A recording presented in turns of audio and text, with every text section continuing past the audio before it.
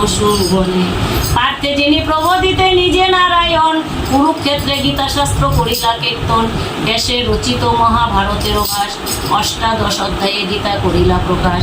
এই গীতা পাঠে হয় দুঃখ নিবারণ, অদ্বৈত অমৃত গীতা করিলা বর্ষণ। ভব ভয় হরা গীতা দেবী ভগবতী, প্রণমী চরণে তব আমি যে সম্প্রতি। আশ্রিতেরও দীনবন্ধু হে চালো করি, তুমি গীতা জ্ঞানদাতা তোমায় নমস্কার করি। ওপরে শ্রদ্ধা সহকারে তুমি সেবা পূজা করো ভগবানের, তাতে মধুসূদন প্রসন্ন হবে।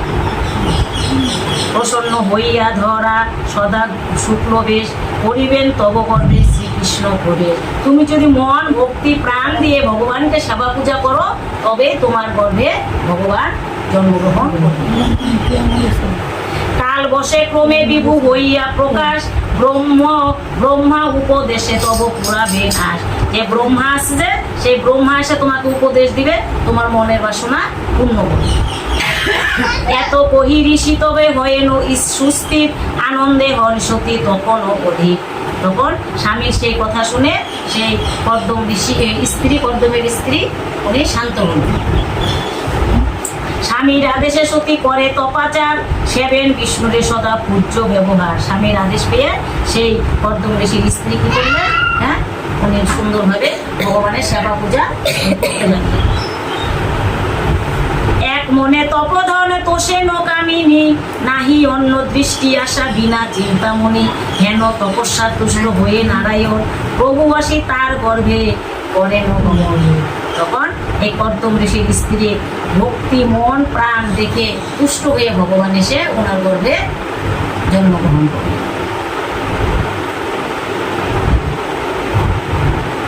কর্দম ঔরস বলে সতীর উদরে, বিষ্ণুর আবেশ হইল অদ্ভুত বিচারে।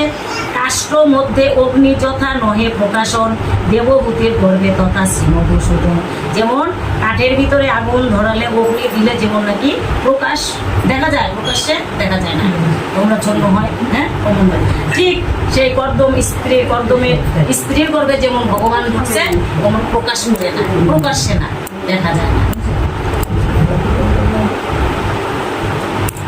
দেবহূতি গর্ভে যবে প্রবেশেন হরি, আসিল দেবতা যত সর্ববিদ্যা ধরি।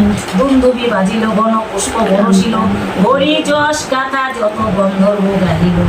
তাহলে সেই স্বর্গের দেবতারাও আসলো, আর স্বর্গের পুষ্পবৃষ্টি আরম্ভ হলো যখন হরি এসে সেই কর্দম স্ত্রী গর্ভে ধারণ করল। আনন্দে নাচিল যত বিদ্যা